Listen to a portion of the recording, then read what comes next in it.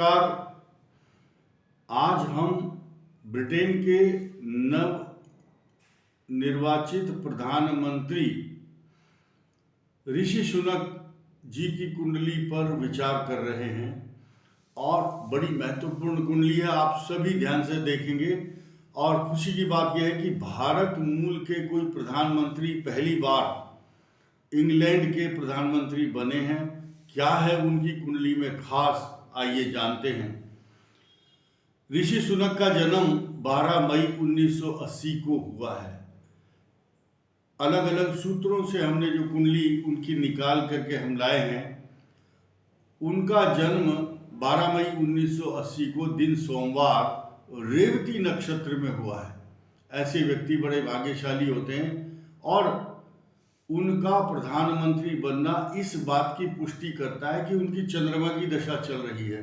चंद्रो ददाति धन कांचन भूमि लाभम, राजसत्ता, पद और प्रतिष्ठा प्रदान करने वाला ग्रह मीन लगन, गोचर के हिसाब से मीन लग्न बनता है और मीन राशि है, इसलिए राशि को गोचर मान करके हम चल रहे हैं। देखिए कुंडली में पंचम भाव चंद्रमा की राशि उसी की महादशा है और चंद्रमा चंद्र कुंडली के हिसाब से लगन में बैठा है और ये चंद्रमा इतना बलवान है कि उस समय वह पंचमेश होकर इतना मजबूत होकर लगन में बैठा और बृहस्पति की राशि है जो उसकी मित्र राशि भी है। और साथ साथ छठे स्थान में मंगल, शनि और राहु, ये कंपटीशन का स्थान होता है, झगड़े, झंझट, परेशानी इस टाइप की। लेकिन जिसके पराक्रम भाव में शनि, मंगल, राहु होता है वो चुनाव में हारता कभी नहीं है। लेकिन मीन लगन पर अभी 12वें भाव का स्वामी और 11वें स्थान का स्वामी वक्री था।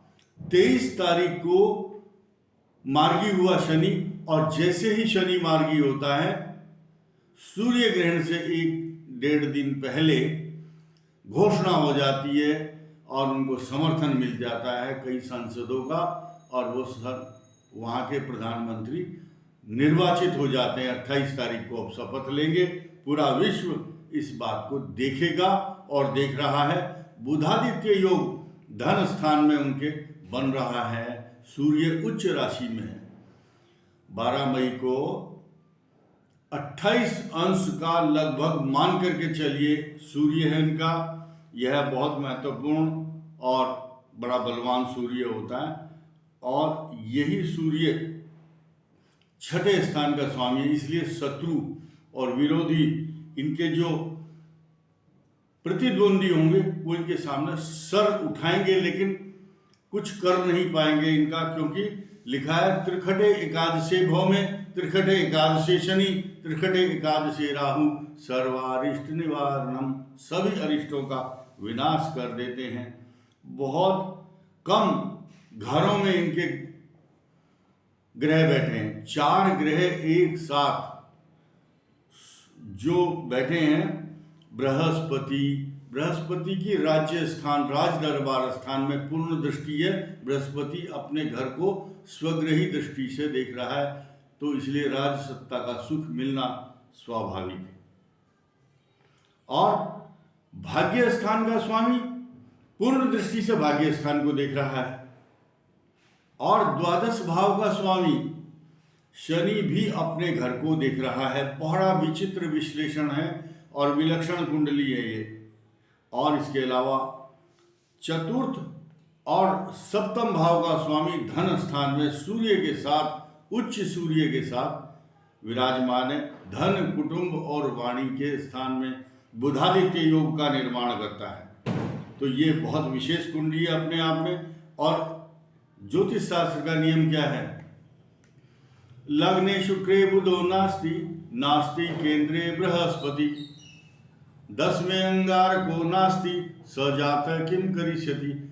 जिसके केंद्र में लगन में बृहस्पति ना हो, 10वें मंगल ना हो, वो जीवन में क्या करेगा? वैसे ही पैदा हुआ और वैसे ही मर जाता है। लेकिन एक श्लोक बहुत सुंदर है ज्योतिष में, लग्ने शुक्रे बुधो यस्य, यस्य केंद्रे बृहस्पति, 10वें अंगारको यस्य, सजाता कुल दीपक, अपने कुल में दीपक के समान चमकता है ऐसा बालक। अब यहाँ देखिए विशेषता क्या है कि चौथे स्थान में सुख और वैभव का स्थान है। माता, मित्र, मकान, सवारी, पशु, प्रॉपर्टी, जायदाद, स्वर्ण, रत्न, आभूषण, समस्त सुखों का, लग्जरियस चीजों का कारक शुक्र चतुर्थ भाव में बैठा है।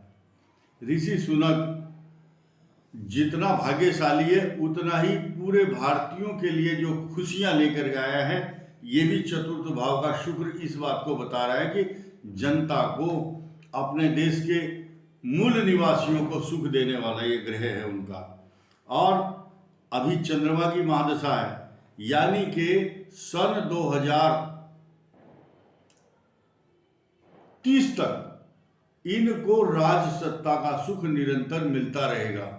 आगे बड़े बड़े पदों पर जाएंगे, मान सम्मान होगा, लेकिन चुनौतियां कम नहीं होंगी, इनके साथ में संघर्ष बहुत होंगे। और इंग्लैंड की अर्थव्यवस्था को अच्छा करने में इनका योगदान इसलिए होगा क्योंकि बृहस्पति की दृष्टि राज्य स्थान पर है और पब्लिक का और वहाँ के नेताओं का इनको जन समर्थन मिलता रहेगा।